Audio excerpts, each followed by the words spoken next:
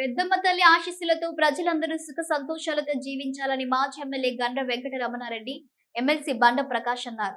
జయశంకర్ భూపాలపల్లి జిల్లా చిట్యాల మండలం నవాబుపేట గ్రామంలో ముదిరాజుల కులస్తుల ఆరాధ్య దైవమైన పెద్దమ్మ తల్లి విగ్రహ ప్రతిష్ఠ కార్యక్రమానికి మాజీ ఎమ్మెల్యే గండ్ర వెంకట రమణారెడ్డి, ఎమ్మెల్సీ బండ ప్రకాష్ ముఖ్య అతిథిగా పాల్గొని ప్రత్యేక పూజలు చేశారు. ఈ సందర్భంగా వారు మాట్లాడుతూ పెద్దమ్మ తల్లి దీవెనలతో అధికంగా వర్షాలు పడి ఆరోగ్యం, వ్యవసాయం, చేపల ఉత్పత్తిలో ఆదాయం పెరిగి ఆర్థికంగా ఎదగాలని వారు ఆకాంక్షించారు. ఈ కార్యక్రమంలో ఆలయ కమిటీ సభ్యులు, ముదిరాజు సంఘం సభ్యులు పాల్గొన్నారు.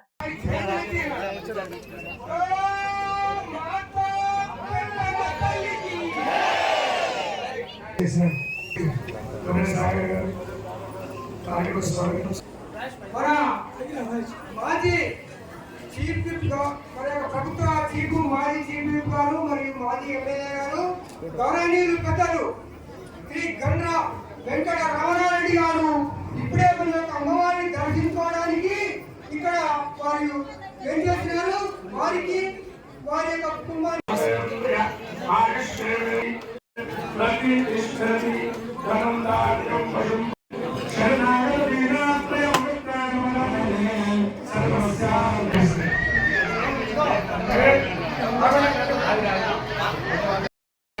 నేను కోరుకునేది ఏంటంటే వారంలో 6 రోజులు మాత్రం చాలా ఇష్టం ఉంటుంది. ఒక్క రోజు పండుగ చేసుకున్నాం. ఇప్పుడు 3 రోజులు ఇష్టం ఉంటే తెల్లారి పండుగ చేసుకుంటున్నాం. అట్లనే మీ జీవితంలో కూడా 6 రోజులు ఇష్టం ఉంటే ఒక్క రోజు పండుగ చేస్తున్నాం. మనకు దురదృష్టం ఏంటంటే మనం మొదటి రోజు పండుగ వస్తాం కదా. ఈ రోజు పండుగ చేసే కథలు మనం పనిచేయాలి.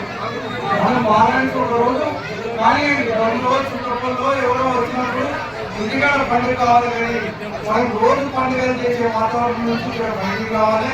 ఎందుకంటే ఇదంతా మనతోనే నడుస్తుంది. బ్రాండ్ షాప్ కూడా మనతోనే నడుస్తుంది. మన పిల్లలు ఎదుగుదలకు మనం సహకారం చేయాలి. దయచేసి ఈ సందర్భంగా మీ అందరికీ కూడా మీ అందరం విన్నవించి చెప్పేది ఏంటంటే ఎక్కడైనా పిల్లలకు సీట్ కావాలనుకుంటే, ఏదైనా గురుకులమో ఇంకేదైనా మంచి స్కూల్లో పోవాలనుకుంటే మీరు ఇంతమంది ఉన్నాం. మీరు రండి, మీరు ఎవరైనా ఫోన్ చేయండి. తప్పనిసరిగా మా తోడయ్యే సహకారం సంపూర్ణంగా మీకు అందజేస్తామని మనం విద్య లేకనే, చదువు లేకనే చాలా చెప్పని చెప్పాం. దయచేసి మన బిడ్డలు ఖచ్చితంగా చదువుకుంటానికి చూడాలి, ఎడ్యుకేటెడ్ చూడాలి. ఒక కుటుంబం వెళ్తే ఖచ్చితంగా 4 కుటుంబాలు దానివల్ల బాగుపడే అవకాశాలు ఉంటాయి. మంచిగా చేయండి. మత్స్య పరిశ్రమలో కూడా అనేక కార్యక్రమాలు చేయాలి. అడిగిన ప్రతి ఒక్కరికి సభ్యత్వం ఇచ్చే విధంగా మన కార్యక్రమాలు ఉండాలి. అవసరమైతే నూతన ఆర్థిక పద్ధతుల్లో ఎట్లయితే వ్యవసాయ రంగంలో 20 పుట్లు పండించేది ఇలా 36 పుట్లు పండిస్తున్నారు. 40, 50 పెరుగుతున్నాం. చెరువులో కూడా సంపద అట్లనే పెంచుకోవాలి.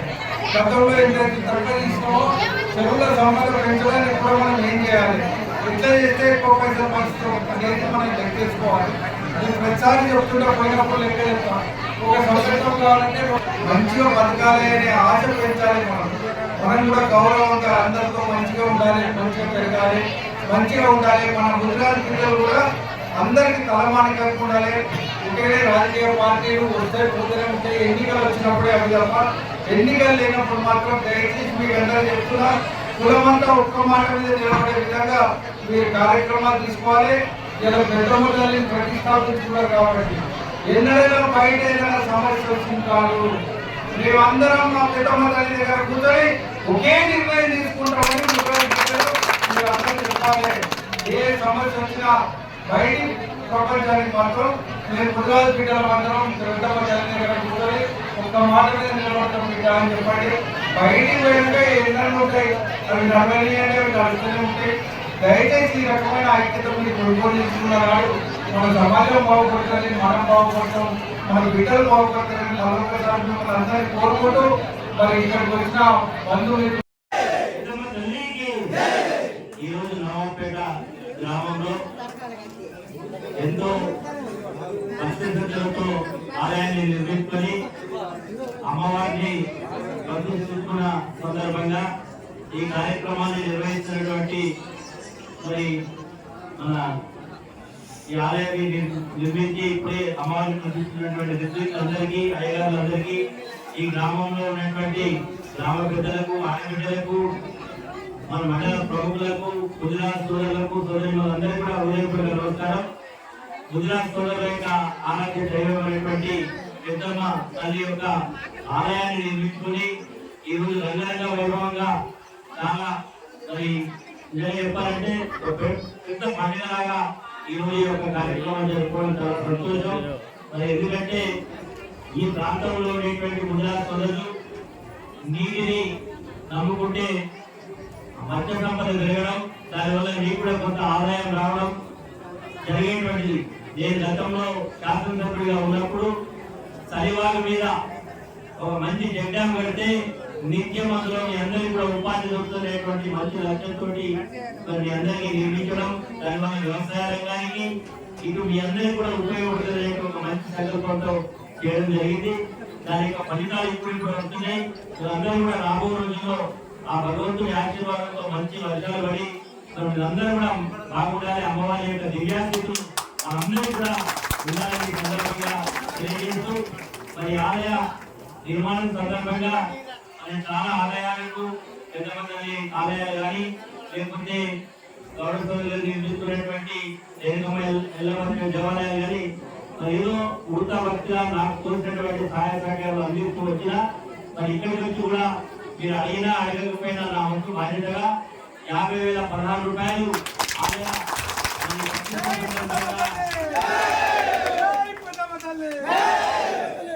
మరి ఇస్తానని మీ అందరికీ తెలియజేస్తూ మరి మీ అందరూ కూడా ఎప్పుడన్నా మా అవసరం ఉన్నప్పుడు మీరు కూడా ఇతోధికంగా మీ సహాయ సహకారాలు కూడా అందించాలని కూడా మనస్ఫూర్తిగా మీ అందరికీ అభ్యర్థిస్తున్నాం. తప్పకుండా గౌరవ మాజీ ముఖ్యమంత్రి కేసీఆర్ గారు మరి తెలంగాణ రాష్ట్రం చదువుతూ ఉండే ప్రాంతాన్ని ఈ రోజు పచ్చడి తెలంగాణ చేయడంలో వారు ఎంతో విభిన్నమైనటువంటి కృషి చేశారు. ప్రాజెక్టు కట్టించారు. దానివల్ల మత్స్య సంపద పెరగడం, గుజరాత్ సోదరులకు ఎంతో కొంత ఉపాధి రావడం జరిగింది. చేప పిల్లల ఉద్యోగంగా ఇవ్వడం కానీ, గుజరాత్ సోదరులు పట్టేటువంటి వలలు కానీ అమ్ముకోవడానికి వాహనాలు కూడా ఇవ్వడం జరిగింది. ఈ సందర్భంగా మరి వారు ఎప్పుడు కూడా తెలంగాణ అంటే పచ్చగా ఉండాలి, పచ్చగా ఉండడం అంటే నీళ్ళు రావాలి, నీళ్లు రావాలి అనేటువంటి ఒక సంకల్పంతో వారు కోరుకోవడం జరిగింది.